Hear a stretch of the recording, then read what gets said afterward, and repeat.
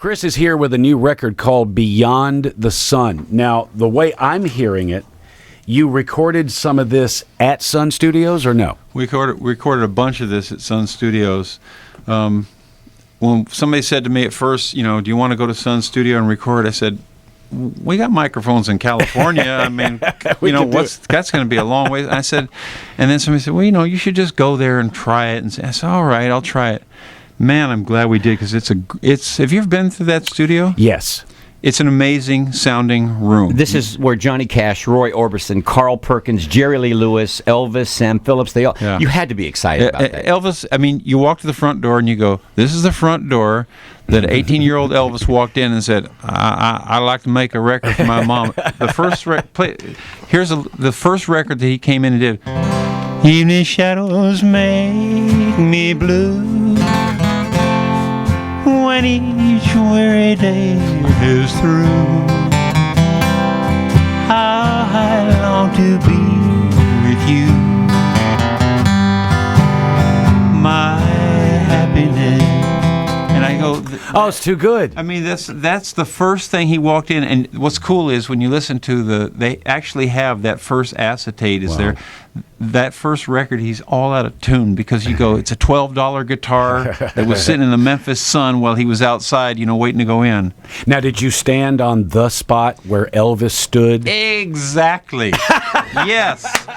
Yes. And something, I don't know why, but that's like, there's a moment where we're in there, we're starting to record, and my bass player playing a stand-up bass, and it's got that metal peg on the end of it, where you stick on the floor, and he goes, Chris, where do you want me to be in relation to you? And I look down, there's linoleum floor, and I go, well, stick the peg in that little hole that's worn there from Bill Black's bass with Elvis. Wow. There's a little hole in the floor, and you go, man, you're standing exactly, Wow. When you stood there, were you overcome with the enormous urge to eat bacon? Okay, I'm going to set the record straight. I actually have information on this, which I don't think most people have. All right. We did a tour with Lisa Marie Presley, and then we ended up in Memphis, and we're having dinner with Priscilla and Lisa Marie, and we're talking, and I said something about Elvis ate those. How did he eat those peanut butter and lard sandwiches or whatever? Did you make those for him? Or something that I'd read, and she just looked at me and shook her head. She goes, I don't think he ever ate more than 2 of those in his whole life. And she goes, and that's all I hear about. But she says he never ate those. And I thought about it, and I go, she lived with him. I think she knows what she's talking about. So, the record Beyond the Sun. Why don't you do one of the Elvis tunes for us from that one? What do you want to do, Ken? I have a request. She's Not You. Her hair is gold and her eyes are oh so blue. She's everything a man could want, but she's not you. We don't do that song, Kenny. I know, we don't. She even kisses me like you used to do, and is just breaking my heart, 'cause she's not you. We've never done that song. We do it on the record. We haven't done it live yet. We've been doing. You did really well there. Well, well, I know it. I know it, but it's been funny because we're playing this stuff live, and I'll go. You're playing, and I look out. I'm looking from the stage in the audience, and I'm doing. The world was on fire. No one could save me but you.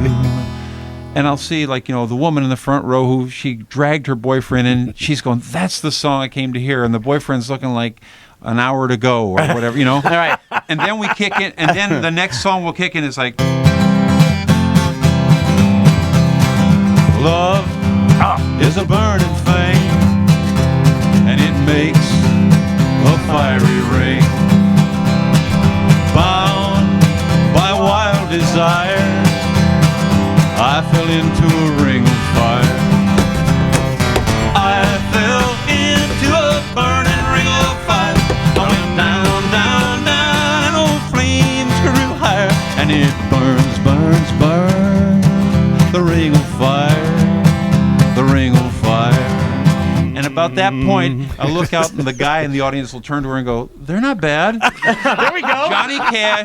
Johnny Cash is like the most. I'd say 98% of guys who go, "Yeah, Johnny Cash. I like Johnny Cash." Whether you like country, whatever kind of music you like, I just you been reading. like Johnny Cash is his son. I just bumped into Johnny Cash, I guess Junior. He's Johnny Cash, and he's got a book out about his dad, his picture book and stuff. And I know a lot about Johnny Cash, but it killed me because he put in the book, which I think is really cool. This is what my dad used to take from the grocery store when he was going to go up camping by the lake, and what he wanted to cook, and it was lard, eggs. I'll take something I could deep fry a squirrel, and then I could have the gravy in the morning over the biscuits I'm going to make.